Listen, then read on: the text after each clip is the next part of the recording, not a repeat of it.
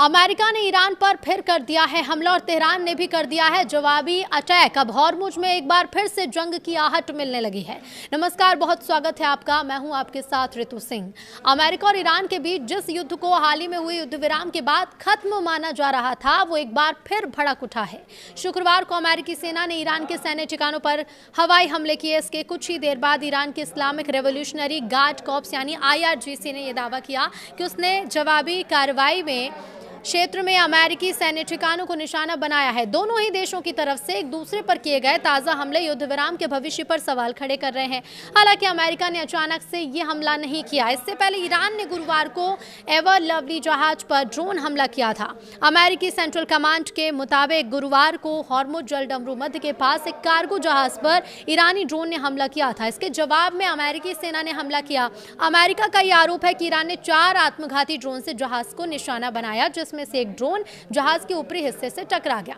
हालांकि इस जहाज को नुकसान पहुंचा, लेकिन वो आगे बढ़ने में सफल रहा।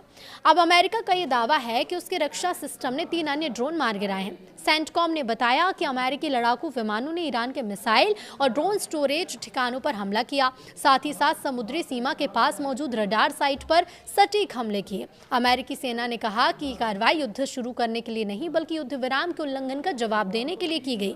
अमेरिकी हमलों के बाद ईरान ने भी कार्रवाई का दावा किया। सरकारी मीडिया के मुताबिक यहाँ पर जो अभी तक दावे किए जा रहे हैं, इसमें IRGC ने खाड़ी देशों में मौजूद अमेरिकी सैन्य ठिकानों को निशाना बनाया है।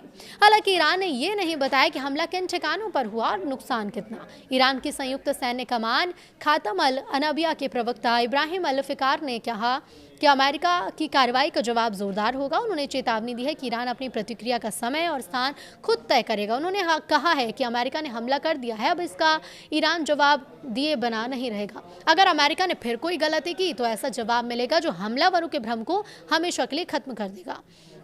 इधर अमेरिकी राष्ट्रपति डोनाल्ड ट्रंप ने ईरान के ड्रोन हमले को युद्ध विराम का मूर्खतापूर्ण उल्लंघन बताया। उन्होंने कहा कि ईरान ने एक बेहद महंगे कार्गो जहाज को निशाना बनाया जो बर्दाश्त नहीं है। व्हाइट हाउस में पत्रकारों से जब पूछा गया कि क्या ईरान को इसका जवाब दिया जाएगा, तो ट्रंप ने सिर्फ और सिर्फ इतना कहा कि आपको जल्द पता चल जाएगा। इसके कुछ घंटों बाद अमेरिकी सेना ने ईरानी सेना की साइट्स पर हमला कर दिया। हालांकि अमेरिकी अधिकारियों का कहना है कि शुक्रवार के हमले का मतलब बड़े पैमाने पर युद्ध दोबारा शुरू होना नहीं है।